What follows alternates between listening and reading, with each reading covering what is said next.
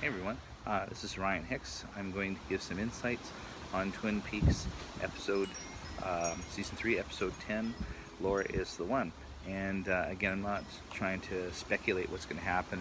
And one of my favorite things about this season is just watching things unfold. But I definitely do have some thoughts about the episode, and we'll talk about it. The first scene with Richard attacking Miriam was awful. I suspect she's dead. Some people on the internet have said that maybe she still survives, but when we see that pool of blood, I think it's pretty clear that she is dead. However, I do think Richard's plan of turning the oven on and lighting the candle won't work because he broke the window to get in, and so that gas is going to escape. That does potentially make it very dangerous for whoever is in the area, or whoever maybe comes on the scene to talk to Miriam, so we'll see how that plays out. The next scene we see is our good old friend singing Red River Valley, and it's a really lovely scene, so much like Twin Peaks. This beautiful moment. Then we see something really jarring and awful, kind of like in Blue Velvet with the severed ear and the green grass. It's Shelley's daughter that's being beaten, and I think that's shown just to kind of show the horrors of that. Um, there's I don't know why Shelley's daughter's in there or how that's going to play out, but it's kind of showing the ugliness of the world too. This cocaine that's being brought into town has done a lot of really horrible things, and with a population of only 50,000 people, in the last few weeks we had a kid that overdosed at the high school. We had this boy that was run over, Miriam, who's just been murdered. Some really awful things that are happening in this little town, this little ideal town of Twin Peaks.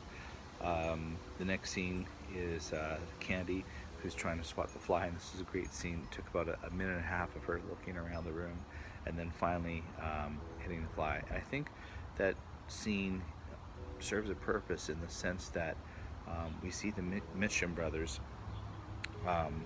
They're obviously not good guys, but if anyone had a reason to kind of lash out or show anger, it would have been the Mitchum brothers to Candy. But they're like, it's okay, they show mercy to her. It's okay, Candy, it's okay. They don't go after her, and I think that's probably going to play into something later, showing that the Mitchum brothers are quite smart and that they do have mercy, that they're not totally bad. Well, I'll get to that in a bit. Anyways, we see this scene with Dougie at the doctor, and obviously you know what happens next. But I think it's sweet in the sense that we see that Dougie is genuinely loved by Janie and Sonny Jim, and hopefully that pays off with a nice life for Cooper. He's missed 25 years, and he's got a family that loves him, and so it'd be nice if that kind of ended well.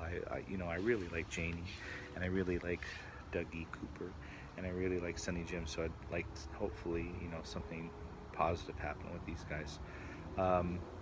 We see Dr. Amp giving one of his broadcasts again. We see that Nadine is listening to him again, drinking this shake. I suspect it's probably like some sort of health shake brought on by the teachings of Dr. Amp.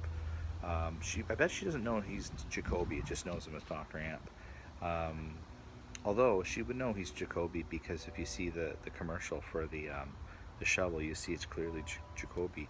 I think it's showing that Nadine is falling in love with Dr. Jacoby too, and I don't know how that'll play off. And she does say as he's speaking, he's so beautiful.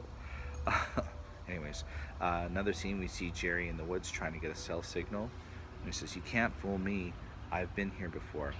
Now, if that's comic relief why they show Jerry so much in the woods, however, I do have a bad feeling about that, because we haven't seen too much of the woods, and obviously that's so much a part of of Twin Peaks. And in the Showtime teasers for Twin Peaks, they showed those shots of the woods, so something's definitely going to happen in the woods, and I don't know if that's going to involve Jerry. I see Johnny Horn. We see that Johnny survived that accident where he ran to the wall. We see that Deputy Chad intercepts the letter, and he takes out a letter from Miriam but we find out in the ending credits that there's actually two Miriams, and the Miriam that was attacked has a different last name, so he picked the wrong letter. The scene is also good because we know that Lucy is not the sharpest tool in the shed, but she's no fool because she knows that Chad is up to something, and also the mailman thinks that Chad's up to something. So I'm sure that will play a part, something down the road too, that they'll probably help out. And again, it's just showing how awful Deputy Chad is too. There's a scene that's awful with Richard attacking his grandma, Sylvia. We also see there's some backstory there because she, as soon as she sees him, she tells him, "What do you want? Stay away." Like they must have some sort of past there. Go ask your grandpa for money. He's not going to give you any more. Like, he's obviously been a troubled guy for a long time. And he attacks his grandma. It's just awful, awful, awful, awful to her. I don't know if this has anything to do with anything, but Sylvia was drinking some sort of shake. We see it on the dining room table with a thing of cookies. So she's probably health conscious, and like she's drinking it, whereas like the cookies I assume are for Johnny. I don't know if that has anything to do with it, but it's weird that we see the shakes, and it's probably from Jacoby telling them to, eat certain foods or drink certain things, and again, probably has nothing to do with anything, but just a little observation. Yeah, it's terrible. But we also see when he robs her, he also takes some safety deposit keys. And I'm wondering about those because we haven't seen Audrey yet. And the last time we saw Audrey, she was chained up to the safety deposit boxes and the safe at the bank when it blew up. And from the book Secret History of Twin Peaks, we know Audrey survived, but I don't know if that has anything to do, or if they that'll have something to do with Richard, or how Richard ends up by being at the bank by safety deposit box. We'll see. Yeah. And also clearly that scene is a nod to Clockwork Orange by Stanley Kubrick, and in episode 8, that whole ending was very much a nod to, I think, 2001. So we see another kind of nod from one master to another. It's cool. We see Mr. Todd in Las Vegas. We hear his associates say they got Ike, and then he calls Anthony in. He asks for Anthony from Lucky 7 Insurance to do something, as he's a creative individual. He tells him, "You're going to see the Mitchum brothers, and you're going to pin the blame of the insurance claim. You're going to blame the loss of the insurance claims that we conspired to deny for them on the back of Douglas Jones. You're going to convince them that Jones has out for the brothers a personal vendetta. Then we're going to watch as the Mitchum brothers take care of our Mr. Jones problems. If you fail to deliver on this, you'll have to kill Mr. Jones yourself."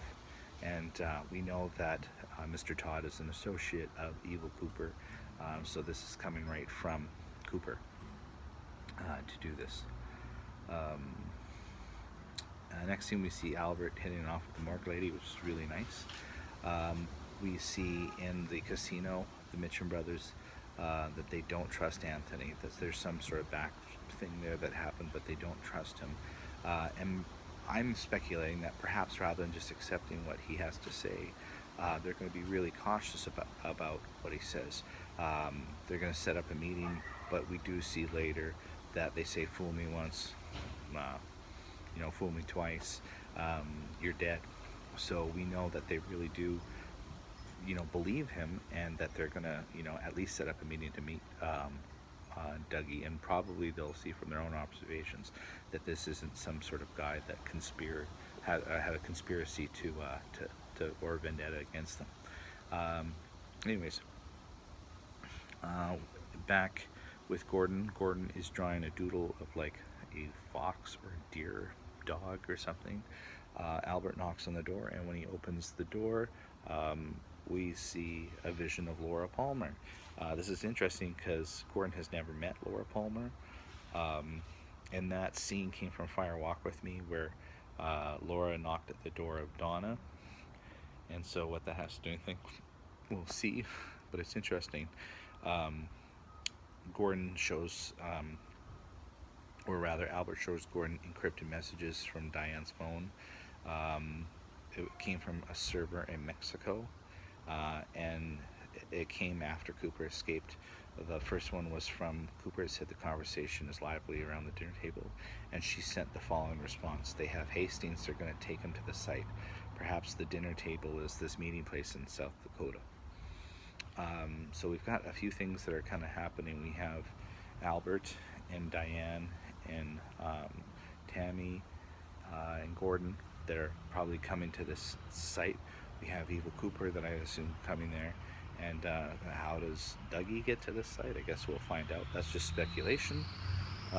We also see Tammy show Gordon a pic taking from one of the memory cards of the building in New York, of Evil Cooper at the building with some sort of scientist. That I'm really fascinated about how that's going to play out, because what that glass box was, how did it have a portal, like all that, like how they could explain that. It'll be really interesting to see why New York, why that building, why that space. I don't know. So we'll see what that has to do with anything. Ben talks to Sylvia, probably has nothing to do with nothing. And then we get this great scene with the log lady and Hawk. Just a pro tip watching Twin Peaks. I read somewhere that David Lynch suggested that you watch it really close to the screen and with headphones, and that's what I've been doing, listening to headphones and finding out there's a lot of so much sound, really low frequency, like sort of stuff everywhere. Like there's very few scenes that don't have some sort of sound with it. Usually it's like synthesizers and stuff like that, but really deep sounds. And so you hear this deep sound. I really noticed it when Albert was talking to Gordon. We hear a lot of like low frequency stuff, and then during the log lady's speech, and this is what she says: Hawk, electricity is humming. You hear it in the mountains and rivers. You see it dance around the seas and stars, and glowing around the moon. But in these days the glow is dying. What will be in the darkness that remains? The Truman brothers are both true men, and the others, the good ones that have been with you. Now the circle is almost complete. Watch and listen to the dream of time and space. It all comes out now, flowing like a river. That what is and is not. Hawk, Laura is the one. And then we go right to the Roadhouse, not the Bang Bang Bar, the Roadhouse, with the song. Just going back to what the log lady said, she talks about the others, the good ones. I'm wondering if that's the Bookhouse Boys, like maybe Hawk will call on the Bookhouse Boys to help, because Cooper is a member of the Bookhouse Boys, and that might, involve other cast members to come help with this, for this meeting that's going to happen. And then this song, and if you look at the lyrics, she sings, my dream is to go to that place where it all began. And also, David Lynch wrote the lyrics for this song. My dream is to go to that place where it all began, holding me, don't be afraid. And then she sings in Spanish. I don't know if this has anything to do with the self-server being in Mexico, but why she sings certain things in Spanish, I don't know. I saw she was talking a lot about hoyos, which is eyes, about your eyes, the stars. We'll see. Long ago on a starry night, but now it's a dream. Yeah, we're done episode 10. Episode 11 is going to come out soon. I'm just enjoying the ride. It's been really, wonderful to see. We don't have too many episodes left, so it'll be really interesting how this all resolves. Thank you. Hope you enjoyed this video, and if you have any comments, please leave them below. And like this video, share it if you like, and subscribe to my channel. Thanks, and we'll see you soon for episode 11.